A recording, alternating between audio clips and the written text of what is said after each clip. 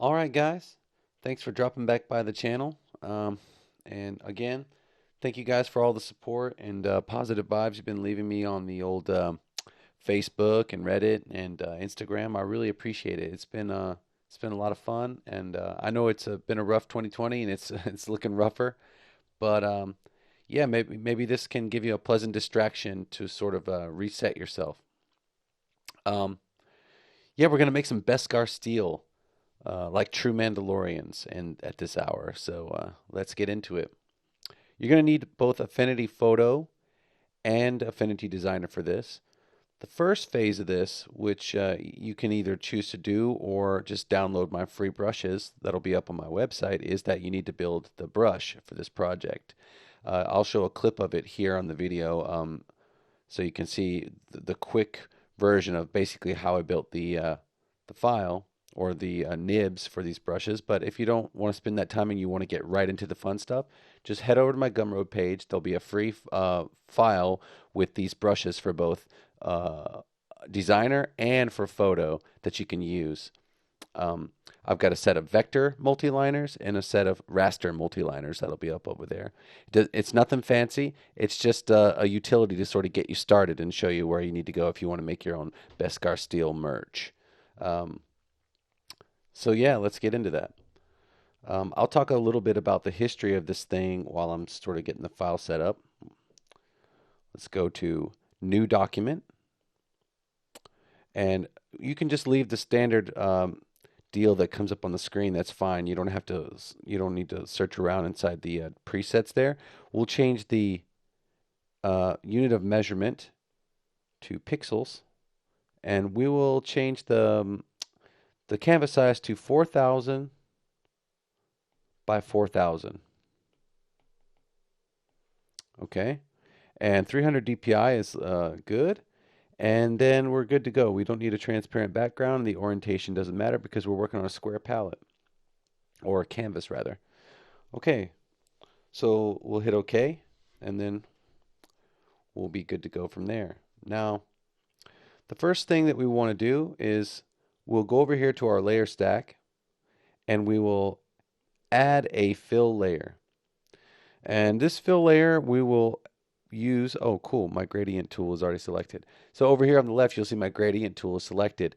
We will use the gradient tool here, the gradient fill tool, and then just draw yourself a gradient 45 degrees from the top left corner to the bottom right corner.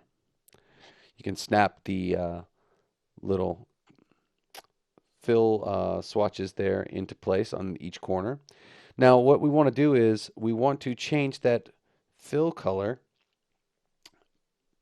to the bottom right hand corner. I guess you can make it like a dark kind of charcoal. And then in the top right corner, it's almost white. We want to make it like kind of mid gray, like around right about like there. That's good enough. All right, that's a good place to start for now. So we're done with that. Then we'll hit add fill layer. And then for this one, we'll keep it a solid fill layer, but we'll go into the color wheel here and we'll make that like sort of a dark charcoal right about there. Very dark gray. Okay. And then we're good to go there. All right. So we'll add a pixel layer, and here's where you'll need to either stop and install the brushes that you downloaded or created. All right. So I'll show you my brushes really quick. My brushes over here. Beskar multi-liners. All right. So we're taking this first step in photo. I'll mention here that you could do this first step in Designer with the vector multi-liners that I created. But you'll have to, if you want to go that route, there's a different technique involved. You know, we're using the raster brushes here, but those are vector brushes. And the reason that you might want to use those is that you can get a lot of control in the line that you're creating just because you can edit it after the fact that you've drawn it. So take a look at what we do here in the raster mode and decide whether or not you want to go into and get some really fine tuning in with the vector mode in Affinity Designer. You're welcome to do that, but I'm just using the photo version to sort of save a little time and just take you through the basics of what this project requires. Let me get resituated here a little bit and have a little sip of tea so I don't sound too terrible. Hold on. All right, cool. Okay, so I'll grab one of my multi-liner brushes. I'll just start with one, and I will select a color which is light gray, about like that, right about there. That's good enough. Okay, cool. My brush tool is selected already, my paintbrush tool. And then, so what you want to do is you'll want to go down here first and make sure you've got a rope stabilizer, but give yourself a nice long stabilization. I would say like between 35 and 50 is pretty good. I'll go 35. And let's just see what it looks like when we draw, just so you can get a hang of it. Get the hang of it, rather. Okay, cool. Standard size on this is 200 pixels. You can go larger if you want. I put it at 200 so that it's not too much of a pain in the butt to go larger or smaller. So what we want to do is we want to fill this entire canvas with lines, but we want to make sure there's some variation in there. So what we'll do is every time you draw a line, just make it a habit to just go in, switch to another brush, and do the same thing. And if you add pressure, you get nice variation in there like that. And if you don't like something, you can always just go back and undo it. I'm not going to be too particular about it just because I want to show you what's possible via the technique. Okay? So let's just keep going. Just fill the canvas. Get as tight or as loose as you want. It's all good. While I'm talking about this, I'll tell you like sort of the history of this whole thing for me. I was so jazzed. I got word of The Mandalorian from a friend of mine, and I'm not in the country at the moment, and I don't really. I have my ear to the street, but I don't really watch TV anymore. I'm just too busy doing other things, and I got word of this from a good buddy of mine, and I decided to sit down and check out The Mandalorian, and finally give it a go. And I was so surprised and just, man, I fell in love. It's so awesome. The vibe is just, it's what's been missing. Like I was freaking 7 or 8 years old again or whatever, and I was just like, you know, I was just so into it, and man, I can't tell you how much I loved it. So around that time, I was getting into Affinity Designer pretty heavily. That was like my about I don't know a year into my love affair with Affinity Designer, and I was just sort of like, all right, this is it. I made my decision as soon as I saw the Beskar steel. I was like, that's a phone case, and that's gonna go on my phone. And I went nuts making like Mandalorian merch for a while. I didn't really understand all that stuff in the beginning because, oops, I switched to eraser. I get on Redbubble once I start researching this stuff because I really didn't have any experience with, you know, uh, print on demand stuff. I didn't really know about that world.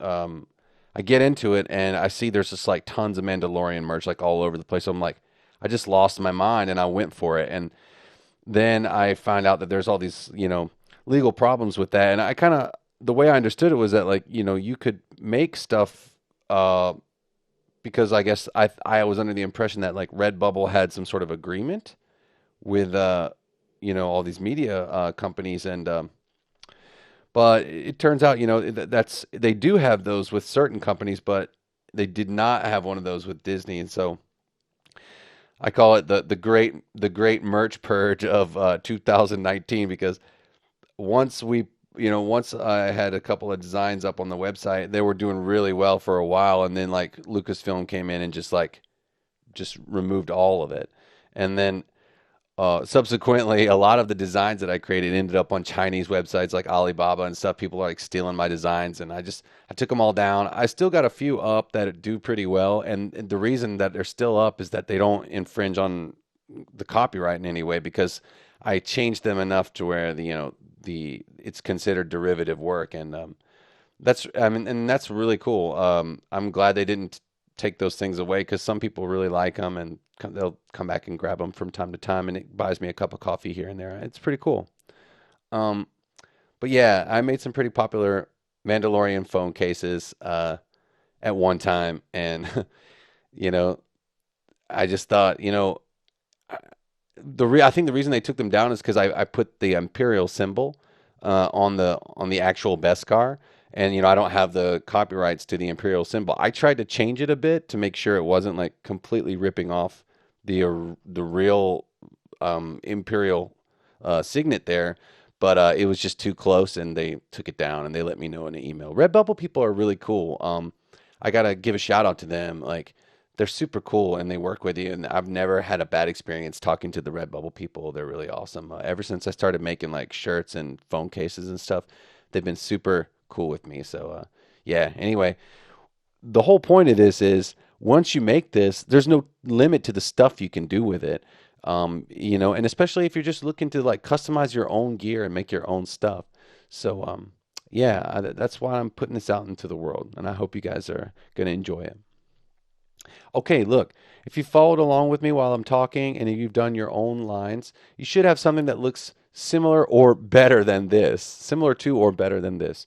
So the next thing we want to do is we're going to go and go back to our layer stack. We want to back up our work. I'm going to duplicate that, okay? Turn it off.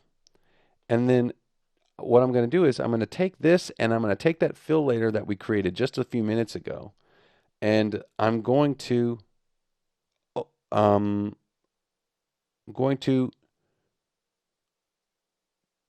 I'm sorry, group those. I lost my train of thought for a minute. Then I'm going to rasterize and trim. And that'll just fit it to the canvas. If I select my move tool, you'll see it's perfectly sized. I don't have any runoff. Everything's good.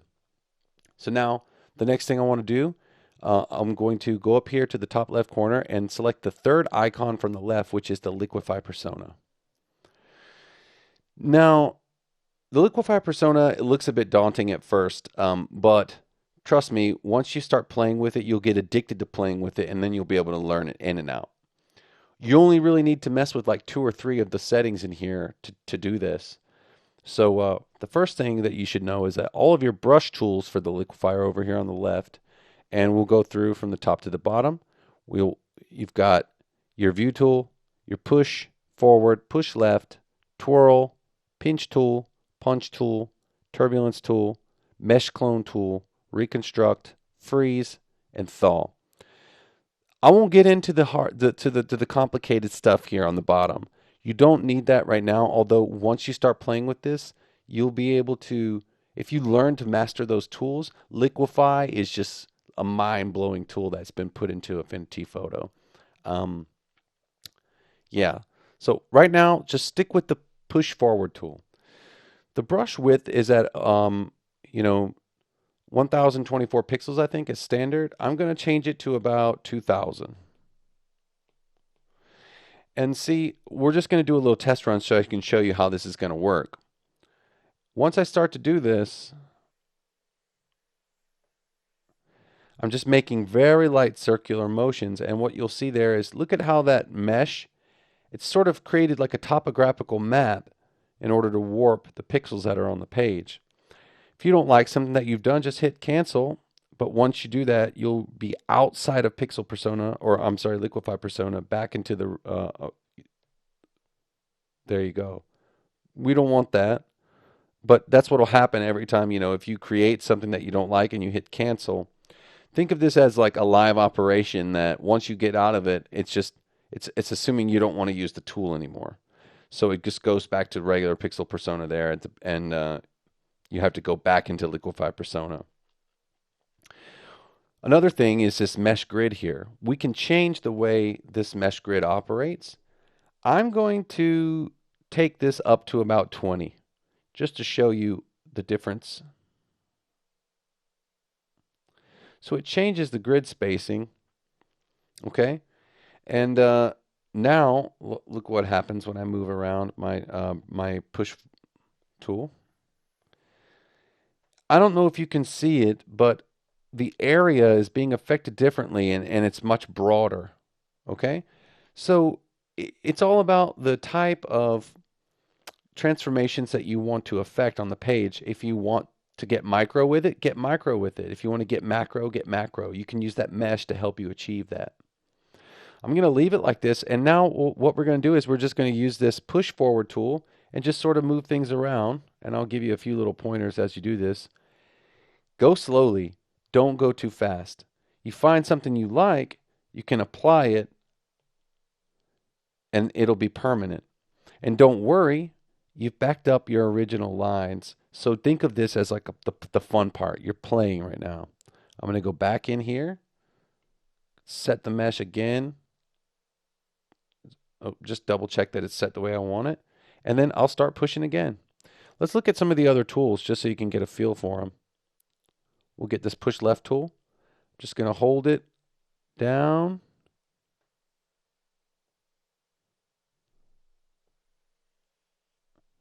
And you can see how it's working there. Check out the twirl tool. I'm going to twirl this little area right here to the top right to get a nice bendy thing. I'm just holding the pencil down right there. Okay, let's do the pinch tool. I'll go down here to the bottom right corner and do some pinching.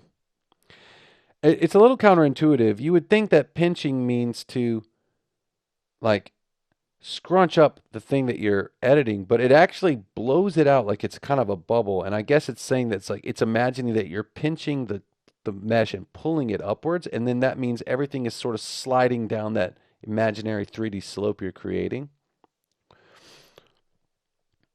Oh, and by the way, your undo tools work perfectly in this mode as well. They watch this. I'll just undo that. So you don't have to cancel. You can always undo. We'll do the punch tool. I'll do that again in the same area. And then that, it's like you're making a concave area in the grid mesh, and it's sort of sinking. So everything will sort of scrunch up and sink next to each other. Like I said, it's a little bit, you have to think three-dimensionally. But yeah, that's what happens. And so you can just carry on like this, just really tweaking things. And I'm doing this on purpose over here on the left. Here's one thing you need to look out for. You want to make sure your lines are nice and smooth and creamy. But you see what I've done here? Over here on the left, there's like this sort of sharp, harsh angle right there. That's because the lines were coming from off the canvas. And it's trying to, there's nothing there for it to pull because you see that's where the mesh ends. So you get this weird thing. So I would say try to make sure you push outward near the edges where you can. And that will help you. You see these little anomalies down here, like watch what happens when I pull in. You get these anomalies like this. You want to avoid those because they'll show up. What we're trying to do here is basically if you want to create like a t-shirt or a notebook or a coffee mug or like a t-shirt or something with the Beskar steel, what will happen is, we're going to export this at a certain size, and depending on what you're putting this on, those little anomalies are going to pop up on the final printed product, and you don't want that. So you want to make sure that you want to maximize the space that you can use with awesomeness and not funky anomalies. Okay. And another thing you can do, so once you've got the broad strokes in, go back and change your brush to something smaller, like maybe, I don't know, 800. It's much smaller, and then go back and start really doing some nice small circular movements and getting some really cool wobbles and winding twists in there. And of course, you could go the complete other direction with it and get some crazy large broad strokes in there. Let's see what happens. What I'm going to do is I don't like that last, I went too crazy on that one. There we go. All right, I'm going to apply this because I really like all this madness. Okay, cool. So this is let's just I'll show you one more thing in the Liquify Persona just so you can check it out. Let's just make a huge brush. Like, let's just go with like 3,000. Okay, and then let's do something like twirl, and I'll just hold it. That's when you can get like, so you see, you have to work it a little bit. I suppose you could do this in Procreate too. I know they have a Liquify Persona in there, but you know, Seraph is they're my boys. I gotta support all the boys and girls over there working hard. This software changed my life, so we gotta support. We gotta stay on the right team here. I love these guys. Let's see. I don't want to go this crazy with it, so I'm just gonna cancel. I just wanted to show you what's possible. All right. The last step we want to take is just some final adjustments. We got two more steps that we need to take before we get ready to go. I'm going to add another fill layer. I'm going to duplicate that layer we just created. I'm going to turn the duplication off. That's just a backup. I'm going to take this and I'm going to turn it down to about here. And I'm also going to add like a good bit of noise. And the reason I'm doing this is, to me, it feels, it gives it like sort of a grainy metal feel, a grittier feel, which I like. And the next thing I want to do is I will turn that to overlay for now. Yes, that's good enough for now. Okay. All right. Now we've got this here. We can play with the layer mode on this. What I originally did when I made my phone cases is I went to difference layer mode. All right. And now after we play with the opacities a bit, we get this really nice like sort of, it looks like a light is subtly glaring on the metal and it's got kind of a sheen to it. And that was sort of the original. I'm basically what I'm doing here is I'm taking you through the processes that I took making my original designs. And I can't tell you or whether or not they are technically sound or correct. I'm just showing you what I did. Because I'm thinking, um, man, there's a lot of love for old Mando out there, and we should foster it. Because this is the Star Wars that I wanted. This is the Star Wars that I was waiting for ever since the prequel trilogy. And let me tell you, I lost my mind over the prequel trilogy because I was so starved for. I think we were all starving for something like that feeling that we got, when they blew up the Death Star. You know what I mean? Like, I was in college when that came out, but I still lost my mind. Um, yeah. Anyway, what I did was I went back into this layer. I changed it to overlay. I added some noise, changed it to overlay, changed the opacity down just right. I went back into this layer. The layer mode is now difference, and I also dropped the opacity on that. And what we get is this creamy, metallic looking line, which is awesome. And you can play with this. You can do all sorts of stuff. Let me show you another cool thing you can do if you really want to get funky. Um, let's duplicate this. Let's duplicate this fill layer. I'll turn the original one off. What we can do right now is go back through this gradient line and start adding some random points. I'll add a point here, a point here, a point here, and a point here, and maybe one more point here. What you'll want to do is go back through each of those points and just make sure you vary the gray tone a little bit. Like this. I'll put one here. I'll put a nice little dark one around right here, and that'll go about like that. I'll put a nice bright one right here for like a sheen. And I'll put another bright one right around here. Let's just go back and change this one to like a bright one. And then I'll adjust the length of it so it looks like that. Cool. So we've got that, right? So that's looking pretty rad, but we can go even further with the madness. Like, man, I don't know. I don't know if I'm being a very good YouTuber. My videos are getting long, but it's just like there's so much to say. What do you do? What do you do?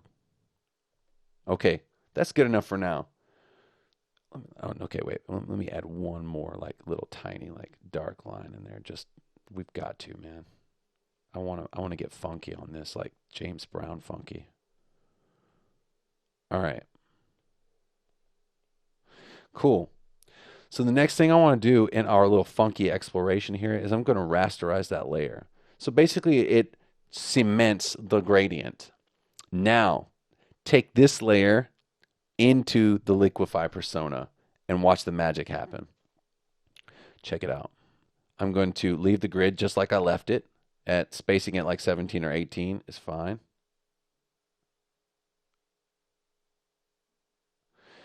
And I'll leave the brush nice and broad, like 3000. You can change it to whatever you want. But what I'm doing here is what I want to create is sort of like an acid wash, or sort of like you'll see, it's like a metallic. I'm going to be warping those lines to create like this funky metallic sheen. And I like that a lot. Let's go back up in here, make sure we wobble that a little bit. And I'll hit apply. And you could even go back. Let's check out the turbulence tool. This tool is just nuts.